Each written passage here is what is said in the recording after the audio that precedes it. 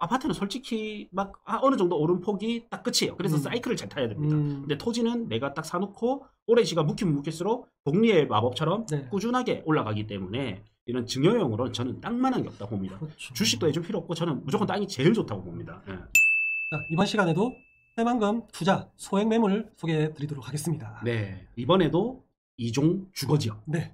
그래서 개인도 자유롭게 살 수 있고 네. 일반 법인도 농지 취득 자격 증명서 없이 네. 살 수 있는 물건입니다. 흔히 개발지에는 아무래도 이제 개발되는 과정이다 보니까 농지 이런 것들이 많잖아요. 네. 근데 요즘은 이제 농지법 강화, 뭐 농지증 뭐 강화 이런 것들로 인해 가지고 사실 농지 거래가 굉장히 많이 줄은 거는 전국적으로 공통적인 거잖아요. 네. 근데 이제 법인이나 개인도 외지인도 어떤 특정한 지역에 농지를 살 수 있는 게 사실 주거지역밖에 없거든요. 네. 그렇죠?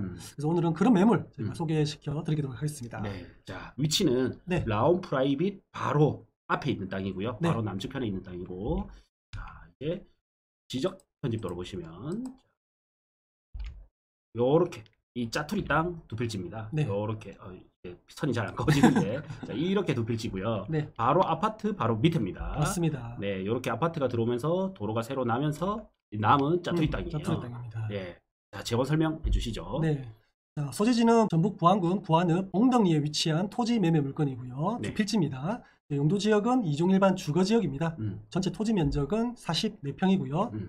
금액은 8,800만 원입니다. 네. 1억이 좀 안 된다 그죠? 네. 네. 1억도 안 되는 금액입니다. 네. 그래서 44평이라서 혼자서 행위를 하기에도 건물을 지을 수는 있어요. 지을 수 있어요. 60%하면 64, 24, 한 25평 정도? 네. 24, 5평 정도 가능할 걸로 예상이 되고, 이제 주차장이나 이런 거에 따라서 조금 면적의 차이는 있겠죠. 네.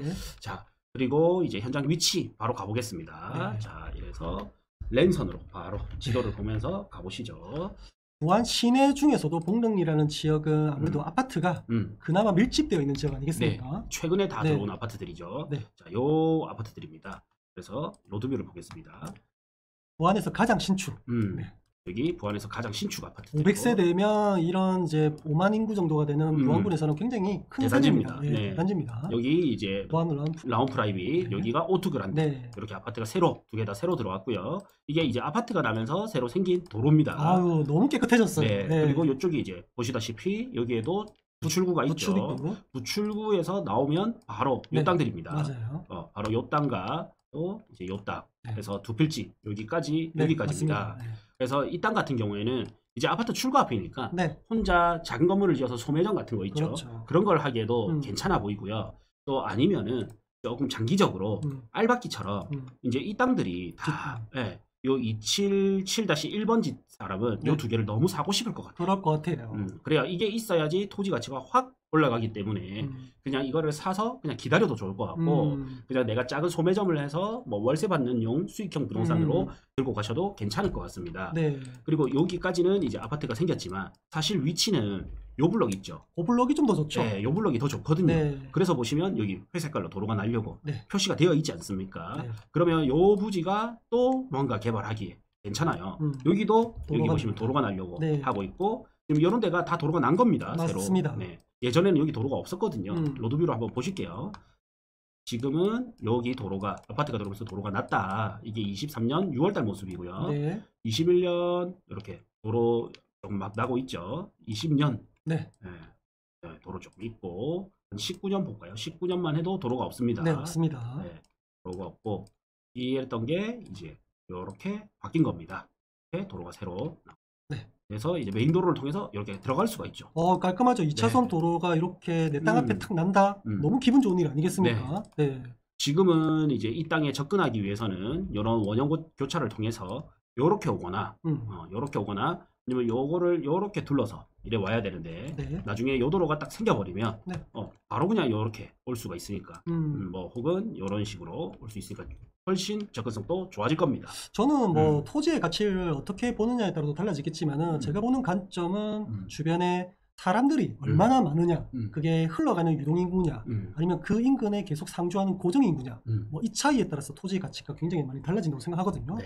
근데 딱 보면 도로 조건도 좋으니까 유동인구는 당연히 많을 거고, 네. 그 다음에 500세 되면 이 지역에서는 대단지잖아요. 그렇죠. 그 인구들이 고정적으로 탁 있어. 근데 거기에 또 부출구야. 사람들이 이동을 많이 하는 부출입구 앞에 땅이다. 저는 굉장히 높게 네, 평가합니다. 네. 예전에는 요런 요 4차선 도로변 있지 않습니까? 요런 데는 300에서 350달러 했거든요. 그리고 요런 데는 또 한 250달러 했었고. 근데 그것 대비 지금 200만 원대면 가격이 그래도 한 25% 30% 정도는 좀 내려왔다 이런 생각이 들거든요. 나중에 이게 300만 원만 해도 1억 초반 아닙니까? 네. 1억 한 2, 3천대 되기 때문에 나중에 내가 이 금액에도 나중에 팔기도 쉽고. 그렇네요. 사실 또 뒷사람이 사고 싶어 하면 이건 뭐 또 부르는 게 값이거든요. 그렇죠. 뭐 300이 아니라 뭐 350 이렇게 부르더라도 이 사람의 전체 토지 가치가 상승하기 때문에 그렇네요. 여기에 1억 남짓한 금액은 충분히 사들일 수 있는 금액이 되겠죠. 네네. 아니 요 정도만 이렇게 땅을 가지고 있어도 뭔가 엄청난 개발을 또 할 수 있을 것 같다는 느낌이 드네요. 이 근처에 뭐 마트를 구하는 사람, 마트 부지라든지 그다음에 뭐 아파트를 지을 사람들이라든지 이런 거 수요가 꽤 있거든요. 네. 지금은 이제 금리 인상으로 인해서 PF 대출이나 이런 게 바뀌어서 또 중단이 됐지만 네네. 또 좋아진다면 부안에서 가장 많이 먼저 좋아질 곳이 이 봉덕리 라인이 또 하나지 않을까 싶어요. 그렇죠. 예, 그래서 이 아파트 지을 때 여기 아파트들이 본인들이 검토 안 하고 왔겠습니까? 이거 한번 일반 지도로 한번 보여주시죠. 네. 일반 지도로 보면 아파트가 주변에 되게 많아요.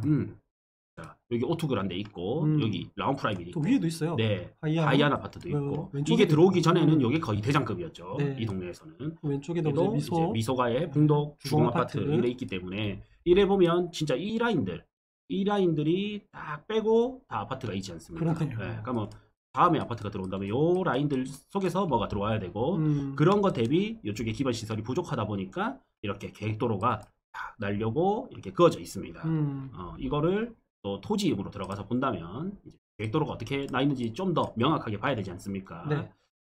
이렇게 십자형 도로가 계속적으로 이렇게 날 예정으로 계획되어 있습니다. 깔끔하게 느껴집니다. 예? 맞습니다. 이런 농지들이 지금 지저분한 땅들이 이제 점점 정리가 되겠죠. 네네. 이렇게 하는데 총 투자 금액이 얼마다? 8,800만 원입니다. 네. 사실 요즘은 이제 1억 미만으로 뭔가 하기에는 좀 주택시장 같은 경우는 좀 애매한 그런 게 되었어요. 그렇다 해서 뭐 건물 있는 상가 건물 이런 걸 사기는 말도 안 되고요. 네. 사실 뭐 이 정도 금액이면 토지밖에 없는 것 같아요. 네. 그 토지 중에서도 이제 금액이 작은 이런 소액으로 할 수 있는 이런 투자 저는 굉장히 괜찮다고 생각합니다. 저는 뭐 한 2, 3년 정도 해서 이런 거 8,800대 투자해서 네. 나중에 뭐 1억 초중반대 팔아도 꽤 나쁘지 않는 수익이 된다 보고 네. 아니면 좀 더 길게 가져가면 갈수록 더 돈이 될 것 같아요. 땅은 묵히면 묵힐수록 완전히 뭐 돈이 되죠. 네, 땅은 이런 말이 있어요. 5년 묵히면 인삼이고 10년 묵히면 산삼이 된다. 이런 말이 있거든요. 네. 그래서 지금은 불경기이기 때문에 이게 회복되는 폭만 가져가더라도 나쁘지 않을 것 같고 거기서 좀 더 장기 투자를 해서 더 큰 수익을 보기에도 또 괜찮을 것 같습니다. 사실 요즘은 이제 은퇴 시기도 빠르고 뭐 이러다 보니까 이제 노후 대비 이런 것들을 젊었을 때부터 많이 생각을 하잖아요. 네. 그럼 저는 이런 것들도 괜찮은 것 같아요. 8,800만 원을 그냥 내 향후에 뭐 10년이 되든 20년이 되든 몇십 년이 되든 노후 대비용으로 이거를 좀 보험 들듯이 해놓으면 괜찮지 않겠나라는 생각이 들어요. 노후 대비보다도 네. 자녀분한테 주기에 너무 좋을 것 같아요. 뭐 어떤 뭐 증여형으로. 네, 그렇죠? 뭐 이미 이제 1억 정도까지는 증여세가 많이 안 나가거든요. 10%예요. 그렇죠. 네. 그리고 미성년자는 이제 2천만 원까지 비과세죠. 네. 그다음에 성인은 5천만 원까지 비과세고 그러면 자녀들한테 주택을 증여를 해버리면 이미 이제 유주택자가 돼버리지 않습니까? 맞아요. 그러면 나중에 무주택 혜택을 쓰기가 힘들거든요. 그리고 시간이 지나면 지날수록 아파트는 사이클이라는 게 있지만 토지 같은 경우에는 계단식 상승으로 꾸준하게 상승을 하기 때문에 네. 사실 증여로 물려주기에는 이런 땅이 좋아요. 또 증여로 해주기에 농지를 해줘버리면 그렇죠. 농사를 못 짓잖아요. 맞아요. 또 거기서 걸리는데 관리도 필요하고. 예, 이 땅은 주거지역 농지이기 때문에 사실 주거지로 보니까 농사를 안 지어도 되는 땅입니다. 그래서 딱 자녀분한테 증여해주기에 정말 괜찮은 땅이다 이런 생각이 들어요. 오늘 8,800만 원으로 자녀 증여용도 괜찮고요. 네. 노후 보장용도 괜찮은 그런 매물 저희가 소개해드리고 있습니다. 네. 자녀분들한테 별다른 경제교육 필요 없습니다. 이런 실전이 훨씬 중요하고 좋을 것 그 같아요. 실전에서도 가장 어떻게 보면 고난이도라는 토지를 해주신다? 자녀가 나중에 얼마나 경제에 눈을 뜨겠습니까? 맞습니다. 근데 우리가 말하는 토지가 저 산골짜기, 저 안쪽 이런 게 아니라 딱 아스팔트 보장된 도로, 그다음에 이종 주거지라서 뭔가 개발하기 좋고, 네. 그다음에 이제 전면이 길다 보니까 소형 점포하기도 괜찮고, 혹은 조금 어느 정도 알박기 하기도 괜찮은 땅. 네. 이런 땅으로 증여를 해야지. 맞아요. 저기 산, 뭐 그다음에 저 골장 있다 이런 거 증여해주면 재산세만 나온다고 싫어합니다. 저한테 상담 받으러 오시는 분 중에 그런 분들 굉장히 그러니까요. 네. 증여 상속 받았는데 이게 너무 토지의 가치가 없는 거예요. 그럼요. 근데 이게 받아도 문제고 뭐 재산세도 나가니까 그죠? 네.